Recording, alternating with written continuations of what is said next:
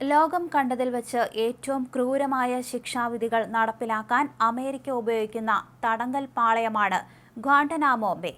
1903 ഒരു ഉടമ്പടി പ്രകാരം ഹവാനയിൽ നിന്ന് പാട്ടത്തിനെടുത്ത തെക്കുകിഴക്കൻ ക്യൂബയിലെ തീരപ്രദേശത്തുള്ള US നാവിക താവളത്തിൽ 2002 ജനുവരിയിലാണ് ഗ്വാണ്ടനാമോ ബേ സൈനിക ജയിൽ തുറക്കുന്നത്. 2001 സെപ്റ്റംബർ 11 ആക്രമണത്തിന് ശേഷം അന്നത്തെ പ്രസിഡന്റ് ജോർജ് ബുഷിന്റെ ഭരണത്തിന് കീഴിൽ ശത്രു പോരാളികൾ എന്ന് വിളിക്കപ്പെടുകയും US-ന്റെ പല നിയമപരമായ അവകാശങ്ങളും നിഷേധിക്കപ്പെടുകയും ചെയ്ത തടവുകാരെ കൈകാര്യം ചെയ്യുന്നതിന് തടങ്കലിന് വേണ്ടിയുള്ള സൗകര്യങ്ങൾ സജ്ജീകരിച്ചിരിക്കുകയായിരുന്നു. തീവ്രവാദികളും കുപ്രസിദ്ധ കുറ്റവാളികളും അടക്കം 800-ലേറെ തടവുകാരാണ് ഗ്വാണ്ടനാമോ ബേയിലുണ്ടായിരുന്നത്. ഡെമോക്രാറ്റിക് പ്രസിഡന്റുമാരായ ബരാക് ഒബാമയും ജോ ബൈഡനും ഗ്വാണ്ടനാമോ അടച്ചുപൂട്ടാനുള്ള ശ്രമങ്ങൾ നടത്തിയെങ്കിലും ഈ നീക്കത്തെ കോൺഗ്രസ് എതിർക്കുകയായിരുന്നു. അതിനാൽ തന്നെ ഗ്വാണ്ടനാമോ ഇന്നും തുറന്നിരിക്കുന്നു. അന്താരാഷ്ട്ര സമ്മർദ്ദങ്ങൾ എത്രയുണ്ടായാലും അനധികൃത കുടിയേറ്റക്കാരുടെ കാര്യത്തിൽ വിട്ടുവീഴ്ചയില്ലാത്ത തീരുമാനവുമായി മുന്നോട്ടു പോകാനാണ് ഇപ്പോൾ ട്രംപ് ഭരണകൂടത്തിന്റെ തീരുമാനം. എന്നാൽ നിലവിൽ ഗ്വാണ്ടനാമോയിൽ വലിയ തോതിൽ ആളുകളെ പാർപ്പിക്കാനുള്ള സൗകര്യങ്ങളില്ല.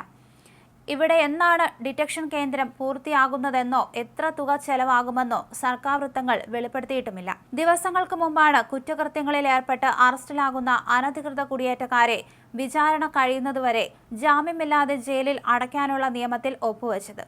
ഈ ഉത്തരവിൽ ഒപ്പുവെക്കുന്ന സമയത്ത് അനധികൃത കുടിയേറ്റക്കാരെ ഗ്വാണ്ടനാമോയിലേക്ക് മാറ്റുന്ന കാര്യത്തെക്കുറിച്ച് ട്രംപ് സംസാരിച്ചിരുന്നു. ഇതിനാവശ്യമായ സൗകര്യങ്ങൾ ഒരുക്കാനുള്ള നിർദ്ദേശവും ഹോംലാൻഡ് സെക്യൂരിറ്റി വിഭാഗത്തിന് നൽകുകയും ചെയ്തു. അനധികൃത കുടിയേറ്റക്കാരിൽ ചിലർ വളരെ മോശക്കാരാണ്.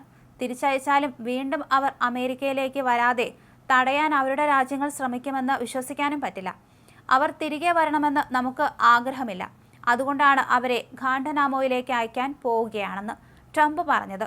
അവിടെ നിന്ന് പുറത്തു കടക്കൽ അത്ര എളുപ്പമല്ല, ട്രംപ് വിശദീകരിച്ചു. പതിറ്റാണ്ടുകളായി അമേരിക്ക കടലിൽ പിടിച്ചുവെച്ച കുടിയേറ്റക്കാരെ തടഞ്ഞുവെക്കാൻ ഗ്വാണ്ടനാമോ സൈനിക താവളം ഉപയോഗിച്ചിരുന്നു.